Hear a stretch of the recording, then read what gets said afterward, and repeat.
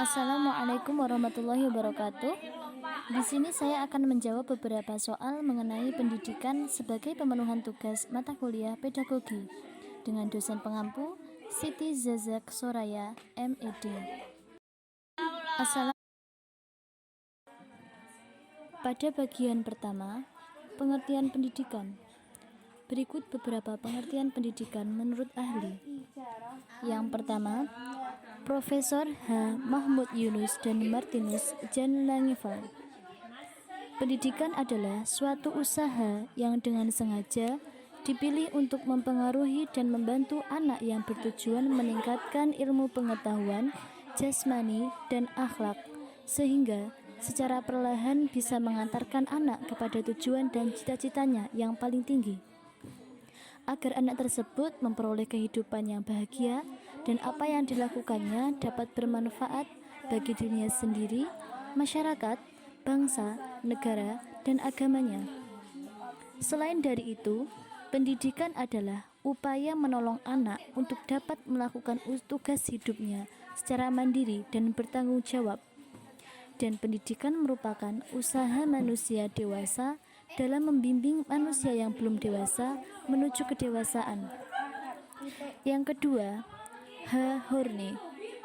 Pendidikan adalah proses yang terus-menerus atau abadi dari penyesuaian yang lebih tinggi bagi makhluk manusia yang telah berkembang secara fisik dan mental, yang bebas dan sadar kepada Tuhan, seperti termanifestasi atau terwujud dalam alam sekitar, intelektual, emosional, dan kemanusiaan dari manusia.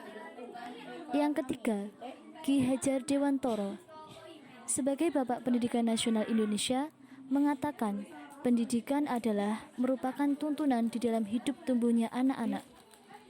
Adapun maksud dari pendidikan itu yaitu menuntun segala kodrat yang ada pada anak-anak tersebut agar mereka dapat mencapai keselamatan dan kebahagiaan.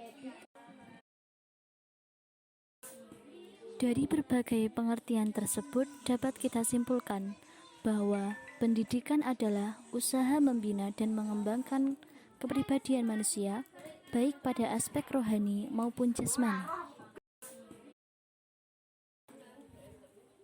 Kemudian kita tuju pada bagian kedua, yaitu tujuan pendidikan.